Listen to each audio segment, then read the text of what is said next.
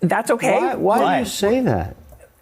Because I'm reading what the individuals from Kansas City have been saying, that they're very concerned. What do you think they're going to say when they're going to get whacked? Of course they're going to say that. But my point is, do we think that's smart to live in an American city just go under? How many American cities need a massively oversized federal government to stay afloat? I mean, isn't that says more about the city than the government? But when did we get to the point where presidents are measuring themselves by how many people they put out of work instead of how many people they get jobs for? Not a moment too soon. Yeah, this is crazy. This is because the government only ever gets bigger, fat chickens, hopefully they lay some eggs and maybe then we can afford. That's Shark Tank host Kevin O'Leary and CNN black sheep Scott Jennings calling out the ridiculous fear-mongering of the political hacks and establishment media. Welcome to Nerk News, I'm Nerkish, and it looks like Democrats and their puppets and legacy media are really ramping up the hysteria about President Trump firing scores of useless managerial elite in the administrative state. And due to the unpopularity and seclusion of these unelected officials in DC, reporters are forced to suggest that Trump's policies could be fatal and even result in nuclear war in a pathetic attempt to get regular Americans to care. I think the issue is they're not whacking enough.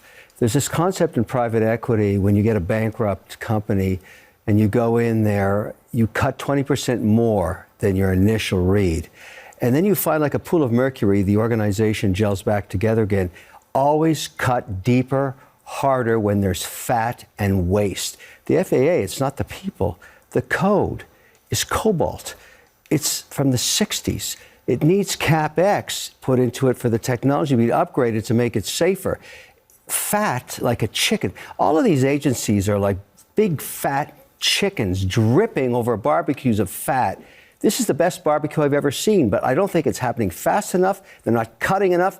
Keep slashing, keep hacking while you have a 24-month mandate before the midterms. Cut, more cutting. Believe me, it's going to work out just great. Everybody should be happy about this. Even people with the nuclear codes, cut them too?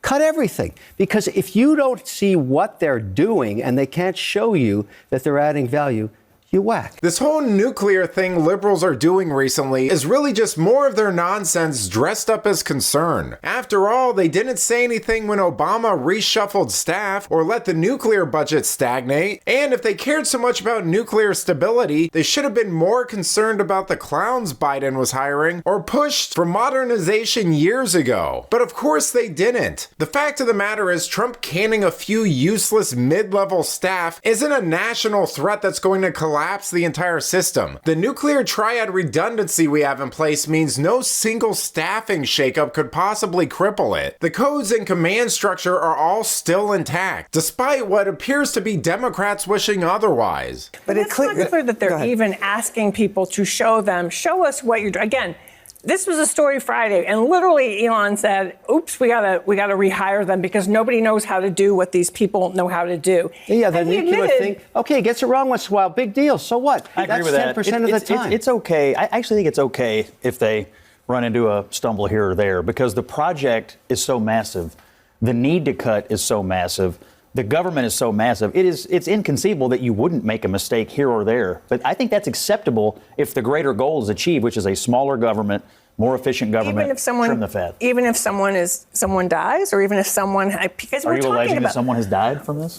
We don't know. I'm talking about when the rubber meets the road. I'm talking about, for example, Kansas City, 30,000 government employees might be laid off. It will destroy the economy of Kansas City. You know, I don't recall this sort of concern from liberals when blue-collar workers were losing their jobs en masse. I mean, what was it they said back then? Learn to code? The reality is that this is the exact kind of sleazy shell game that the left often banks on. They create inefficient and wasteful entitlements that are often net negatives for society. Also, they can get as many people hooked on the government dole as possible. That way they can justify their own existence, ask for more resources later, and in the event that somebody tries to shrink or eliminate the size or scope of the bloated bureaucracy they created, they can trot out one of these sob stories and act as though redistributing taxpayers' money is a human right. But let me know what you think. How much should the average American devote to caring about any of these people losing their jobs? Let me know in the comments, and if you enjoyed this video, please give it a like and subscribe to the channel. That stuff really does help us out. Until then, this has been Nerk News. Thanks for watching. Bye!